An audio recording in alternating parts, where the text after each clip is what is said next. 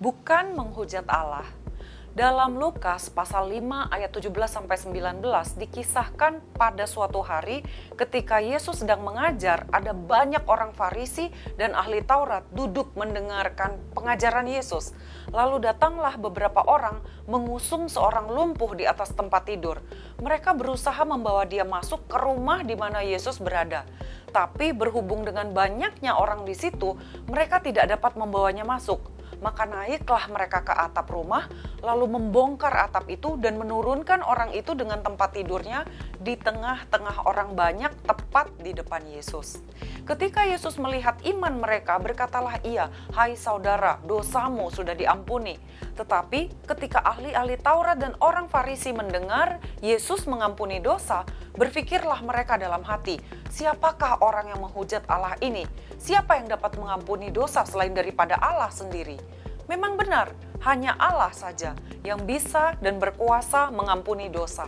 Tapi kesombongan mereka telah membuat mereka menjadi keras kepala sehingga tidak dapat percaya bila Yesus adalah Allah sendiri yang telah menjadi manusia, walaupun begitu banyak tanda-tanda ilahi yang telah dilakukan oleh Yesus.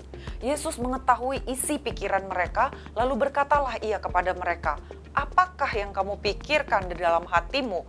Manakah lebih mudah mengatakan, 'Dosamu sudah diampuni,' atau mengatakan, 'Bangunlah dan berjalanlah'?" Apa sebenarnya arti jawaban Yesus ini? Begini penjelasannya, Yesus sedang berbicara tentang alam roh yang sulit dimengerti manusia, karena manusia hanya bisa melihat secara fisik yang nyata kelihatan. Secara fisik, manusia hanya bisa melihat kenyataan bahwa orang lumpuh itu sembuh dan berjalan. Tapi sebelum kesembuhan fisik itu terjadi, sebenarnya kesembuhan di alam roh harus terjadi lebih dulu. Setiap kali Yesus berkata kepada seseorang, "Dosamu sudah diampuni," sebenarnya yang terjadi adalah Yesus sudah menyembuhkan orang itu secara roh. Walaupun saat itu Yesus belum naik ke kayu salib untuk menebus dosa seluruh umat manusia, tetapi Yesus berkuasa mengampuni dosa orang yang datang kepadanya karena Dia adalah Allah yang telah menjadi manusia.